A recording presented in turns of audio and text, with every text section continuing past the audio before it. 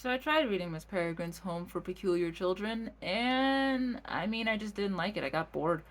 Um, my sister liked the books, so I wanted to read them just to see, and I got bored. I don't know what it was about them. I just didn't like them.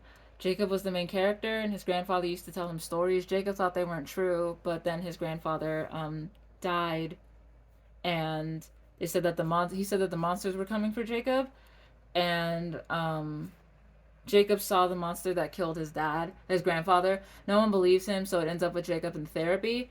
And I just got bored. Like, it felt like the plot wasn't starting. Like, monsters are coming. Okay, what monsters? What? Explain. It didn't feel fast enough. That was the problem. Wings of Ebony was next. I like this book. Again, I picked it up because there is a black girl on the cover. What is that sticker? Oh, I have a signed first edition. That's fun. Cool. Uh, but yeah, I picked this book up because there was a black girl on the front and I wanted to read it. So I did. Rue is the main character and it was in first person. I struggle with first person books, but whatever. This is another book where I preemptively bought the second one. It's honestly not a good habit for me to get into, and me being right some of the time doesn't help my spending habits.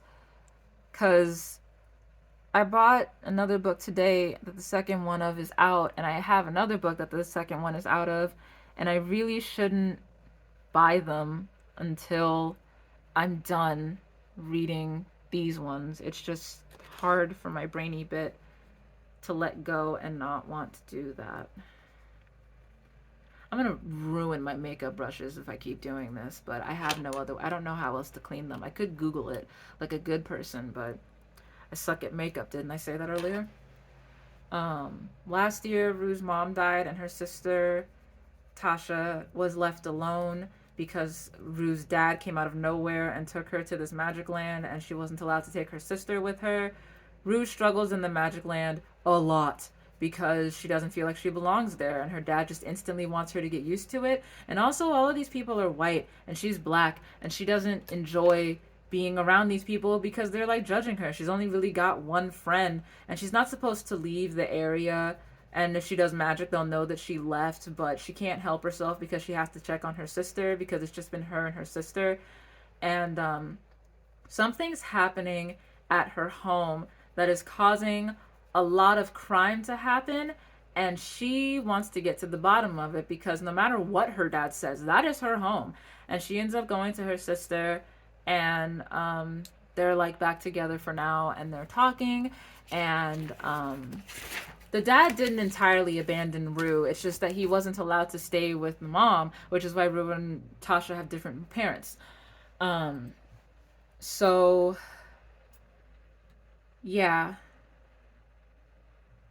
the necklace, they have a neighbor named Miss Leola, and her dad. This is what I meant when I said he didn't totally abandon them. Her dad gave Miss Leola a necklace. No, her mom. He gave the necklace to her mom, and her mom gave it to Miss Leola. Her mom is dead because someone from this magic land went and killed her. But she has a necklace and she gives it to Tasha so that she can stay invisible to them. And yeah, hang on. I decided that I would start reading like a group of pages and then summarizing instead of doing it the way I normally do it because it was really difficult. Um, they they want to punish her for leaving, but she escapes. They get to Old Gizon, where there are people who look like them who are dark skinned and have the magic naturally, and they don't need these like stones that they have in order to do their magic, and it actually makes it a lot more powerful. And they're hiding because the guy who runs the city, I think he's like the governor or something, the chancellor, the guy who runs the chancellor, the guy who runs the city, the chancellor, he stole the magic from them and has been using it, saying that like it's his gift to them. It's not his gift to them. It does not belong to him. Metaphor for colonization, of course. um they end up killing the master, not the master. They end up killing the general, like the guy who killed her mom and also has been making her life terrible. The general. They end up killing the general. The chancellor flees, and Rue is able to go between the places for a little bit, but then the Chancellor finds the mountain people, so Rue has to go back. For my bank account, I'm very pleased that I like this book. Because if I had it, I would have been so upset. Um, yeah. I think Asim, her dad, was irresponsible despite his attempts to protect her. Because it is my personal opinion that if you are, this is just a trope that I hate in general. Magic creatures that go to the human world, have sex with humans, and then just leave, and then somehow, some way later, they end up coming back into this human's life, and now they have the child, and the other parent is dead. I hate that trope.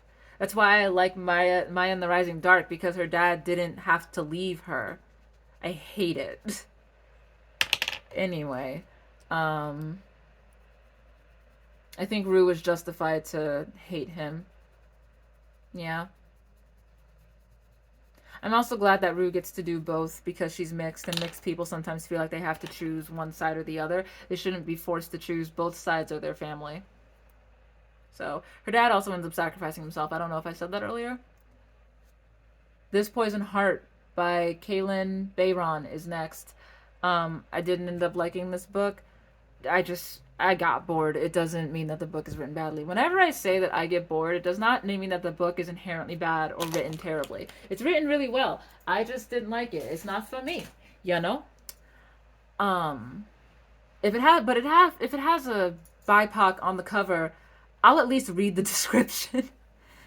Breeces is the main character. I'm gonna call her Bree. She can grow plants from her body with magic, and if she's happy, they grow more. If she's sad, they grow less.